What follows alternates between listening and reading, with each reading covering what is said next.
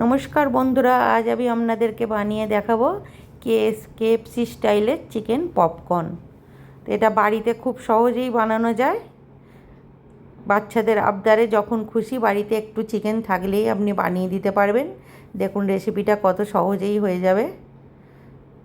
তো তার জন্য প্রথমে আমি 300 গ্রাম মতো বোনলেস চিকেন বাড়িতে ছিল, তো সেটাকেই আমি ভালো করে ধুয়ে ছোট ছোট করে কেটে রেখেছিলাম। এবার তাতে আমি দিচ্ছি একটা মিক্সিং বোলে নিয়ে, তাতে আমি দিচ্ছি 1 চামচ মতো ভিনিগার।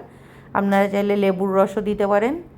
1 চামচ আদা বাটা, 1 চামচ রসুন বাটা, 1 চামচ লাল লঙ্কার গুঁড়ো, 1 চামচ কর্নফ্লাওয়ার, 1 চামচ গোলমরিচের গুঁড়ো, পরিমাণ মতো নুন,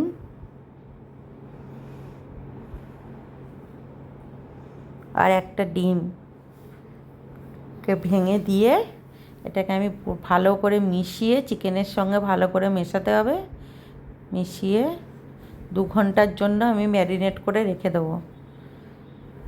এটা কাজের ফাঁকে সারাদিনে যখন খুশি এই কাজটা আপনি করে রাখতে পারেন, কারণ এটা তো বিকালে স্ন্যাক্স হিসাবে খেতেই বেশি ভালো লাগবে সন্ধেবেলা।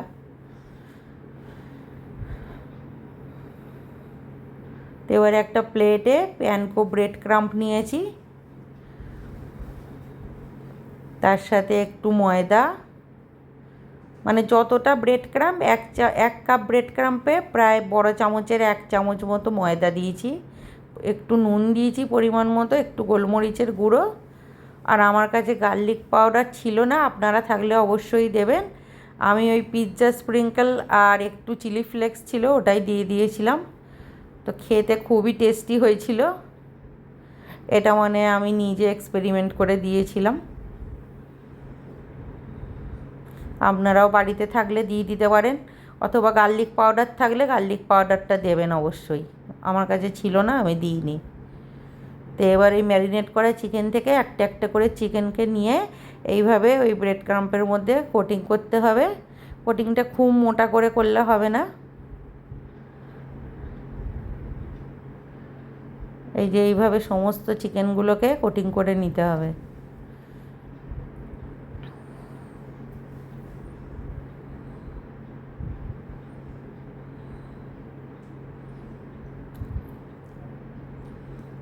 এবার কড়াতে তেল গরম করে একটু বেশি পরিমাণে তেল দিয়ে তেলটা খুব ভালো করে গরম করে একটু লো মিডিয়াম ফ্লেমে আস্তে আস্তে ভাজতে হবে। তাড়াহুড়ো করে ভাজলে ওপরটা ভাজা হয়ে যাবে কিন্তু ভিতরের চিকেনটা কাঁচা থেকে যাবে।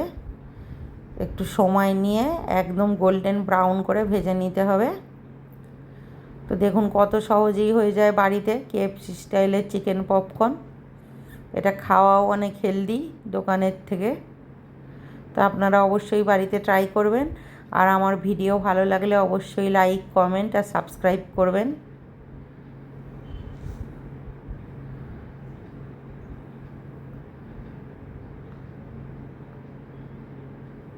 একটু সময় নিয়ে ভাজতে হবে কিন্তু।